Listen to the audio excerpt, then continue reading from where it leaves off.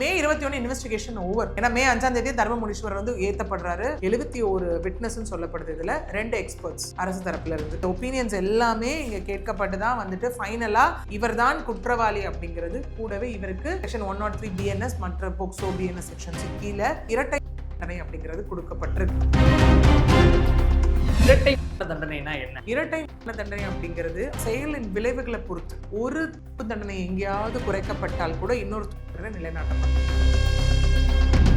தர்மமுனீஸ்வரன் history sheeter already ஒரு வயதான மூதாட்டியை பண்ண விஷயத்துலதான் பெயில்ல வெளியில வந்த ஒரு பர்சன் தான் இந்த சம்பவத்தில் ஈடுபட்டு ஒரு கிரைமை பண்ணும் அப்படின்னா மோட்டிவ், இன்டென்ஷன், ப்ரிப்பரேஷன், ஃபைனலா எக்ஸிகியூஷன் ஒரு தியரி சொல்லுங்க. விச் மீன்ஸ் இது நாலும் ஃபுல்ஃபில் ஆகிற பட்சத்துல என்ன ஆயிடும்னா அவன் திட்டமிட்டு தான் அந்த செயல்ல செஞ்சிருக்கான்ற ஒரு விஷயம் நிரூபணம் ஆகிடும். அவர் செய்த செயல் வந்துட்டு அவ்வளவு கொடூரமாக இருந்தது அப்படிங்கிறது. ஏன்னா இது எல்லாம் கருத்தில் கொண்டுதான் இன்னைக்கு இந்த ஜட்மெண்ட் ஆனது இங்க கொடுக்கப்பட்டிருக்கு. That is double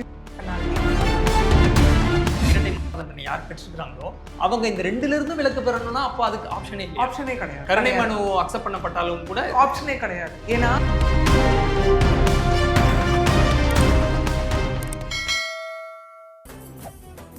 மெரிபா paneer soda, I trust மெரிபா. வணக்கம். வணக்கம் சார்.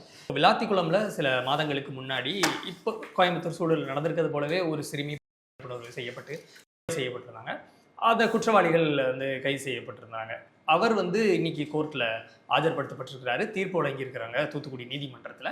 இரட்டை தண்டனை அப்படிங்கிற தீர்ப்பு வெளியாயிருக்கு. இப்போ ஒரு சிலருக்கு இரட்டை தண்டனைனா என்ன அப்படிங்கிற ஒரு கேள்வி வருது. இரட்டை ஆயுள்னா கேள்விப்பட்டிருக்கோம். ஒரு ஆயுள்னா இத்தனை வருஷம்னு இருக்கும் பொழுது அதுவே டபுள் அமௌண்டா வரும், அப்படி எடுத்துக்கலாம். பட் இரட்டை தண்டனை அப்படின்னா என்ன அப்படிங்கிறது மார்ச் 10ஆம் தேதி நடந்த ஒரு விஷயம். அதுக்கப்புறம் அப்புறம் கிட்டத்தட்ட 10 நாள் கழிச்சு தான் அந்த குழந்தை, அங்கேயும் 17 வயசு சிறுமி பள்ளி மாணவி, அவங்களுடைய இறுதி சடங்கானது அங்கே நடத்தப்பட்டது. அது போராட்டங்கள் பெரிய அளவில் வந்து அங்கே நடந்தது இல்லையா. விச் மீன்ஸ் நீதிமன்றம் இதில் வந்து டைரக்டாக என்னோட ஒரு கண்காணிப்பின் கீழே இந்த கேஸ் ஆனது நடைபெறும், விசாரணையானது நடைபெறும்னு சொன்ன ஒரு கேஸாக இந்த இடத்துல இருந்தது. ஓகே, அப்படி இருக்கும்போது இங்கே பார்த்தோம் அப்படின்னா அந்த டைம் லைன் படி பார்த்தோன்னா மார்ச் 10 இன்சிடென்ட் நடக்குது. 11 அவங்க சடலமாக மீட்கப்படுறாங்க. 12 இந்த கம்ப்ளைண்ட் எடுக்கலன்னு சொல்லி அந்த ஆல்வியன் போலீஸ் ஸ்டேஷனோட இன்ஸ்பெக்டர் பிரவீனா சஸ்பெண்ட் பண்ணப்படுறாங்க. ஏன்னா அங்கே போய் கேட்கும் போது என்ன அந்த விஷயம் பெருசாக பேசப்பட்டதுன்னா 17 வயசு பொண்ணா அப்போ ஏதாவது லவ்வாக இருக்கும் அப்படி இப்படின்னு பேசப்பட்டதாக சொல்லப்படுது. குளத்தூர் போலீஸ் ஸ்டேஷனுக்கும் இங்கேயும் மாற்றி அலைக்கழிக்கப்பட்டதாக ஒன்று சொல்லப்பட்டது. ஏன்னா அவங்க அப்பாவும் அங்கே சொல்லியிருந்தார் இல்லையா, உரிய நேரத்தில் கம்ப்ளைண்ட் எடுத்திருந்தா இன்றைக்கி என் குழந்தை அட்லீஸ்ட் உயிரோடவாது மீட்கப்பட்டிருக்கும் அப்படின்னு. ஏன்னா அங்கே அந்த குழந்தைய அவன் பாலியல் ரீதியான வன்கொடுமையில நான் ஈடுபட்டுன்ற ஸ்டேட்மெண்ட்டும் அங்கே சொல்லப்பட்டிருந்தது. கடைசியில் அந்த பைக் நம்பர் வச்சு ஒருத்தர் கொடுத்த துப்பின் அடிப்படையில் தான் அந்த பைக் வந்து தொலைஞ்சு போனதை எஃப்ஐஆர்னு எடுத்து அந்த விண்வெளியில் இருக்கக்கூடிய சிசிடிவி எடுத்து பெரிய ப்ராசஸாக அது நடைபெற்றுச்சு இல்லையா.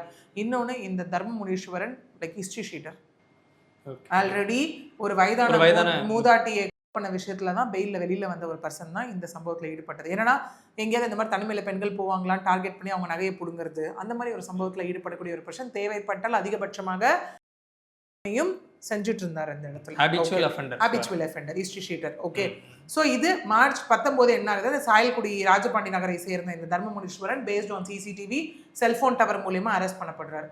ஸோ அரெஸ்ட் பண்ணிட்டாங்கன்ற விஷயம் தெரிஞ்சதுக்கப்புறம் மார்ச் 20 இவங்க அரெஸ்ட் பண்ணப்படுறாங்க. மே 5ஆம் தேதி போக்சோ நீதிமன்றம் இந்த கேஸை விசாரணைக்கு ஏற்றுக்கொண்டுட்டு மே 21 இன்வெஸ்டிகேஷன் ஓவர். ஓகே, ஏன்னா மே 5ஆம் தேதி தர்மமுனீஸ்வரர் வந்து ஏற்றப்படுறாரு விசாரணைக்காக. விசாரணை முடிஞ்சு 71 விட்னஸ் சொல்லப்படுது. இதில் 2 எக்ஸ்பர்ட்ஸ் அரசு தரப்புல இருந்து.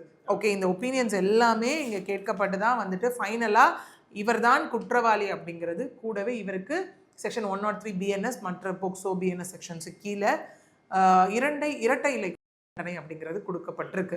இது அப்படியே கொஞ்சம் முன்னாடி போகணும் அப்படின்னா கஸ்டடி கொடுத்த பனிஷ்மெண்ட் காவல்துறை அதிகாரி எல்லாருக்கும் ஜெயராஜ் பென்னிக்ஸ்ல அப்பவே எல்லாருக்கும் என்னங்க இது வந்து லாஜிக்கா எப்படி பாசிபிள், ஒரு வாட்டி தூக்கில போட்டு திரும்ப தூக்கில போடுவாங்க அப்படிங்கிற ஒரு விஷயம் இருக்கு இல்லையா. இங்க லீகலா நம்ம என்ன பார்க்கணும் அப்படின்னா இரட்டை தண்டனை அப்படிங்கிறது பெனால்டி அப்படின்றதே ரேரஸ்ட் ஆஃப் ரேர் கேஸ்க்கு கொடுக்கப்படுற ஒண்ணுதான். ஏன்னா இன்னும் அது டிபேட்டபிள் கான்செப்ட் தான். மனித உரிமை ஆணையம் ஒரு பக்கம் பேசுவாங்க, நிறைய பேர் இதுக்கு எதிராக இருக்கிறாங்க. ஒரு குற்றத்துக்கு தீர்வா இருக்காது, அது அரசாங்கம் செய்தாலும் நீதித்துறை செய்தாலும் அது அப்படின்னு பேசுவாங்க, டிபேட்டபிள் இருக்கு. எஸ், சோ அதனால ஆயுள் தண்டனை தான் பெரும்பாலும் கொடுக்கப்படும். மேக்ஸிமம் அதுதான். இன்னும் மரண தண்டனை கொடுக்கப்பட்டாலும் மேல்முறையீடு கருணை மனு போடுவாங்க. அப்படி கருணை மனுல ஃபைனலா குறைக்கப்படுறதை பார்த்திருக்கோம். சில இடத்துல குறைக்கப்படாது. நிர்பயா கேஸோ இல்ல மற்ற சில கேசஸ்லாம் நடக்கும்போது அது ஏன்னா இங்க முடிக்குது high court appeal, supreme court appeal, அப்புறம் ரிவ்யூ, ரிவிஷன் பெட்டிஷன், ஃபைனலா கருணை மனு. இதுக்கே ஒரு பெரிய ஸ்ட்ரெச் பீரியட் எடுத்துரும் இல்லையா? ஸோ அகெயின் லா சிஸ்டம் அப்படி அவங்களுக்குன்னு ஒரு சில ரைட்ஸ் அங்கே கொடுக்கப்படும் இல்லையா? ஸோ அப்படிப்பட்ட ஒரு விஷயம் அதையே ஜெயராஜ் பணிக்ஸ் விஷயத்துலையும் பேசப்பட்ட ஒரு விளக்கத்தை தான் இங்கேயும் நான் கொடுக்க விரும்புகிறேன். இரட்டை மரண தண்டனை அப்படிங்கிறது அந்த செயலின் விளைவுகளை பொறுத்து. ஏன்னா எப்பவுமே ஒரு குழந்தைகளுக்கோ ஒரு பெண்களுக்கோ அகேன்ஸ்டாக ஒரு கிரைம் நடக்குது அப்படின்னா அது ஒட்டுமொத்த நாட்டுக்கே நடந்த ஒரு கிரைமாக தான் கன்சிடர் பண்ணப்படும். ஓகே, சென்சிட்டிவான மேட்டர் அகெயின். ஓகே, திரும்ப திரும்ப வந்து நம்ம women and child related FIR வெளியிலே வரக்கூடாதுன்னு சொல்கிறோம். அகெயின் சென்சிட்டிவ் விஷயம் இல்லையா? சென்சிட்டிவ் இதுக்குள்ளே அதுவுமே வந்துடும். ஓகே, அப்படி இருக்கும் போது தான் இந்த வழக்குலையும் இரட்டை தண்டனை அப்படிங்கிறது நம்ம லா வைஸ் நம்ம சொல்லணும் அப்படின்னா லீகல் லாங்குவேஜில் ஒரு தண்டனை எங்கேயாவது குறைக்கப்பட்டால் கூட இன்னொரு தண்டனை நிலைநாட்டப்படும். ஓகே, ஏன்னா ஒருவேளை அவங்க அப்பீல் போறாங்க நாளைக்கு அப்படின்ற பட்சத்திலே போனாலும் அந்த கருணை மனு அக்செப்ட் பண்ணப்பட்டா கூட ஒரு என்ன ஆகும்? ஒரு தூக்கு தண்டனை கொடுத்தீங்கன்னா லைஃப் இம்ப்ரிசன்மெண்டா குறையறதுக்கான சான்சஸ். இப்போ இந்த இடத்துல அந்த தூக்கு தண்டனை யாருக்கு கொடுக்கப்பட்டிருக்காங்களோ, இரட்டை மரண தண்டனை யார் பெற்றிருக்காங்களோ அவங்க இந்த ரெண்டுல இருந்து விலக்கு பெறணும்னா அப்போ அதுக்கு ஆப்ஷனே கிடையாது. ஓகே, கருணை மனு அக்செப்ட் பண்ணப்பட்டாலும் கூட ஆப்ஷனே கிடையாது. ஏன்னா உங்களுக்கு அந்த இன்னொன்று அது ஒரு ஒன்று. ரெண்டாவது இதில் என்ன நம்ம புரிஞ்சுக்கலாம்னா அவர் செய்த செயல் வந்துட்டு அவ்வளோ கொடூரமாக இருந்தது அப்படிங்கிறது. ஏன்னா அந்த அங்கே வந்து அகைன் பார்த்தோன்னா அந்த மாணவியுடைய உடலில் எவ்வளோ காயங்கள், எலும்பு முறிவுகள் எல்லாமே அங்கே சொல்லப்படுது இல்லையா? கிட்டத்தட்ட ஒரு நாள் ஃபுல்லாக அந்த குழந்தை வந்துட்டு நைட்டே பண்ணிட்டு மறுநாள் வரைக்கும் அந்த குழந்தை அவனும் போயிட்டு வந்தது எவ்வளோ விஷயங்கள். இங்கே நம்ம சொல்லணும்னா நம்ம அகெயின் ஒரு கிரைமை பண்ணோம் அப்படின்னா மோட்டிவ், இன்டென்ஷன், ப்ரிப்பரேஷன், ஃபைனலாக எக்ஸிக்யூஷன் ஒரு தியரி சொல்லுவோம். ஓகே, விச் மீன்ஸ் இது நாலும் ஃபுல்ஃபில் ஆகிற பட்சத்தில் என்ன ஆகிடும்னா அவன் திட்டமிட்டு தான் அந்த செயலில் செஞ்சிருக்கான்ற ஒரு விஷயம் நிரூபணம் ஆகிடும் அந்த இடத்துல. ஓகே, அப்படி இருக்கும்போது இவன் இன்னொன்று ஹேபிச்சுவல் அஃபெண்டர் வேற, அதே மாதிரியான குற்ற சம்பவத்தில் ஈடுபடக்கூடிய ஒரு பர்சன் வேற. இது எல்லாம் கருத்தில் கொண்டு தான் இன்னைக்கு இந்த ஜட்மெண்ட் ஆனது இங்கே கொடுக்கப்பட்டிருக்கு. தட் இஸ் டபுள் பெனால்டி அப்படிங்கிற ஒரு விஷயம். விச் மீன்ஸ் தூக்கு மேல தூக்கு அப்படிங்கிறது கிடையாது. அவ எந்த விதத்திலையும் எங்கேயும் எந்த குற்றவாளி தப்பித்து விடக்கூடாது, தண்டனை குறைக்கப்படக்கூடாது அப்படிங்கிற அடிப்படையில் தான் இன்னைக்கு இந்த போக்சோ நீதிமன்ற நீதிபதி பிரீதா அவர்கள் வந்துட்டு இன்னைக்கு இந்த ஜட்மெண்ட்டை கொடுத்துருக்காங்க. ஓகே, இப்போ இதுக்கு முன்னாடி இரட்டை தண்டனை கொடுக்கப்பட்டது ஜெயராஜ் பெனிக்ஸ் கேஸ்ல அப்படின்னு சொல்லியிருந்தீங்க. அது 2020 நடந்த சம்பவம். ஆனால் 5 ஆண்டுகள் கழிச்சு தான் இந்த தீர்ப்பு வந்திருக்குது. பட் இதுக்கு பார்த்தீங்க அப்படின்னா உடனே இந்த தீர்ப்பு வந்திருக்குது. கிட்டத்தட்ட 2 மாதங்களுக்குள்ளேயே இது வந்திருக்கு. இதற்கு என்ன காரணமாக இருக்க முடியும்? இல்லை 2 கிரைம் இந்த அந்த நேச்சர் ஆஃப் கிரைம் வேறங்கிறதுனால? எஸ், நீங்கள் அது கிட்டத்தட்ட நெருங்கிட்டீங்க. நேச்சர் ஆஃப் கிரைமை தாண்டி எவ்வளவு பேர் உள்ள இன்வால்வ்டுன்னு ஒன்று இருக்குல்ல. ஏன்னா இதுலேயே மதுரை நீதிமன்றம் ஹைகோர்ட் ஒரு விஷயம் சொல்லியிருந்தாங்க, இந்த கேஸை விரைந்து முடிக்கணும், தட் ஸ்பீடி ட்ரையல் அப்படின்றது ட்ரையல் கோர்ட் கொண்டு சொல்லியிருந்தாங்க. அதில் பார்த்தீங்கன்னா கிட்டத்தட்ட ஐ திங்க் 9 பேருக்கு லைக் தண்டனைகள் கொடுக்கப்பட்டது. ஒருத்தர் இறந்துட்டார் இல்லையா? இந்த 9 பேரும் தனித்தனி நீதிபதிகள். அதில் ஒருத்தர் அவரே அவருக்கு ஒரு போலீஸ் அஃபிஷியல் அவரே வந்துட்டு ஒரு இன்ஸ்பெக்டர் அவரே ஒரு கேஸ் எடுத்து வாதாட்டினார் அந்த இடத்துல. இந்த 9 பேரும் அந்த கேஸ் வரணும் இல்லையா? தனித்தனியாக அதில் இருக்கக்கூடிய விட்னஸஸ் எல்லாருமே கூண்டில் ஏற்றப்பட்டு அவங்க எல்லாருமே ஒரு விசாரணையானது முடிக்கப்பட வேண்டிய கால அவகாசம் அங்கே தேவைப்பட்டது.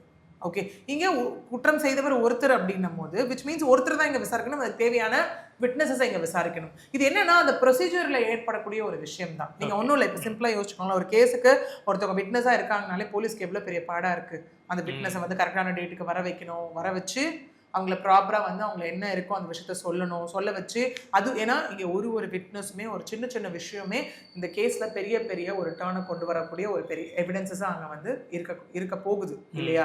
அப்படி இருக்கும் போது நம்ம சொன்ன மாதிரி primary, secondary, documentary, digital, expert, இந்த மாதிரி நமக்கு கேட்டகரிஸ் ஆஃப் எவிடன்சஸ் இருக்கு. இது எல்லாமே ஸ்ட்ராங்காக இருக்கிற பட்சத்தில் தான், ஏன்னா போலீஸும் அதுக்கு மெனக்கெடுவாங்க இல்லையா? நாளைக்கு எந்த விதத்திலும் இவங்க எங்கேயுமே தப்பிச்சிடக்கூடாது, எல்லாமே ஸ்ட்ராங்காக இருக்கிற பட்சத்தில் எப்படி போய் அப்பீல்ல தண்டனை புரியுது சில இடத்துல பார்த்தோம்னா குறையுது. பிகாஸ் ஆஃப் எவிடன்ஸ்ல ஏதாவது ஒரு லூப் எடுத்து தானே போறாங்க. இதை சரியா விசாரிக்கல, இதை எனக்கு பார்க்க தவறிட்டாங்க, இந்த கோணத்துல பார்க்கல அப்படின்ற மாதிரியான விஷயத்த வச்சு தானே அப்பீலே போகுது. நீங்க கொடுக்கக்கூடிய பேஸ்மெண்ட்டே ஸ்ட்ராங்கா கொடுத்துட்டீங்கன்னா நாளைக்கு அடுத்தடுத்து எங்க போனாலும் அந்த பேஸ்மெண்ட் என்ன ஸ்ட்ராங்கா இருக்கும் அதுதானே சர்வைவ் ஆக போகுது. அந்த கான்செப்ட் தான். பட் இப்போ இந்த மாதிரியான குற்றங்கள் நடக்கும் பொழுது ஒரு சிறுமி உள்ளாக்கப்படுறாங்க, இந்த மாதிரியான ஒரு மிருகத்தன்மை ஒரு மனிதனுக்குள்ள ஏன் வருது அப்படிங்கிற கோணத்துல இதற்கப்புறம் அவர் ஜெயிலில் இருக்கும்போது அவருக்கு ஏதாவது ஒரு கவுன்சிலிங்கோ இந்த மாதிரியான கொடுக்கறதுக்கான வாய்ப்புகள் இருக்குதா? அது நடக்குமா இந்த மாதிரியான குற்றவாளிகளுக்கு? இல்லை ஜஸ்ட் அவங்க ஜெயிலில் போடுவாங்க, ஹை செக்யூரிட்டி பிளாக்ல வைப்பாங்க, வேலை செய்ய சொல்லுவாங்க, இந்த மாதிரி தான் நடக்குமா? இங்கே இதே நம்ம திரும்ப பார்த்தோன்னா அதே ஜெயராஜ் பெனிக்ஸ் ஒரு வழக்கை தான் நான் கொண்டு வர விரும்புகிறேன். அங்கேயும் நீதிபதி அவர்கள் சொல்லியிருந்தாங்க, ரியலைஸ் பண்ணணும்னா இவங்க எப்பயோ ரியலைஸ் பண்ணியிருக்கணும் இல்லையா? ஏன்னா இந்த கவுன்சிலிங்ன்றது ஒன்று வந்து என்ன பேஸில் நம்ம கவுன்சிலிங் கொடுக்குறோம் இருக்கு இல்லையா? ஏன்னா அவங்க என்ன சொல்லியிருந்தாங்கன்னா, விடிய விடிய அடிக்கிறீங்க, அடிச்சா இவர் இறந்துருவாருன்னு உங்களுக்கு தெரியும். அந்த விடியிற டைம்ல எங்கேயாவது ஒரு இடத்துல உங்களுக்கு ரியலைசேஷன் பாயிண்ட் வந்திருந்தா அந்த உயிர் போயிருக்காது இல்ல. இல்ல அட்லீஸ்ட் நீங்க கொண்டு போய் அவங்க ஹாஸ்பிட்டல்ல சேர்த்திருப்பீங்கல்ல, விரைஞ்சு ஹாஸ்பிட்டல்ல சேர்த்திருந்தா இன்னைக்கு அந்த 2 உயிர் காப்பாற்றப்பட்டிருக்குள்ள, தந்தை மகன் உயிர் இருக்கு இல்லையா? அந்த மாதிரி நம்ம லால திரும்ப ஏன் திருந்தி வாழ ஒரு ஆப்பர்ச்சுனிட்டி கொடுக்கணுன்றத நம்ம சொல்லக்கூடிய ஒரு விஷயம். பட் இந்த மாதிரி கொடூர செயலில் ஈடுபடக்கூடியவர்களுக்கு திருந்து வாங்கலாம். அதுவும் இவர் வந்து லைக் ஹேபிச்சுவல் அஃபெண்டர். திருந்தணும்னா முதல் இதுல திருந்திருக்கலாமே. ஜெயிலில் போயிருந்து திரும்ப நீ வெயிலில் வெளியில் வந்து இதே தப்ப நீ பண்ற அப்படின்னா அப்போ இனிமேல் என்ன கவுன்சிலிங் கொடுத்து என்ன யூஸ் இருக்கு? No use. பட் அதுக்கான ஆப்ஷன் இருக்கான்னு கேட்குறேன். உள்ள என்ன ஆகும் அப்படின்னா அவங்க வந்து ரொம்ப அந்த மன ரீதியா இருக்காங்க அப்படின்னா அந்த டாக்டர்ஸ் பார்க்கறது அந்த மாதிரியான விஷயங்கள் எல்லாமே ஆப்ஷன்ஸ் இருக்கு அந்த இடத்துல இருக்கு இல்லையா? பட் அதனால நமக்கு வந்து இவங்களுக்குள்ள என்ன விளைவுகள், என்ன மாற்றங்கள் என்ன ஆகும், வந்து மனம் வருந்துற அப்படின்னாலே போனது எதுவுமே திரும்ப வரப்போறது மறுபடியும். அதனால அவங்க ஜெயில இருந்து வெளியே வரப்போறது இல்லை. இந்த மாதிரியான தண்டனைகள் அடுத்து இந்த மாதிரி சம்பவத்தில் ஈடுபடக்கூடியவர்களுக்கு ஒரு முன்னுதாரணமாக ஸ்ட்ராங்கா இருக்கணும் அப்படிங்கிறது இந்த ஜட்ஜ்மெண்ட் சொல்லக்கூடிய ஒரு விஷயமா இந்த இடத்துல இருக்கு. ஓகே, ரொம்ப நன்றி. மெரிபா பன்னீர் சோடா. I trust Meriba.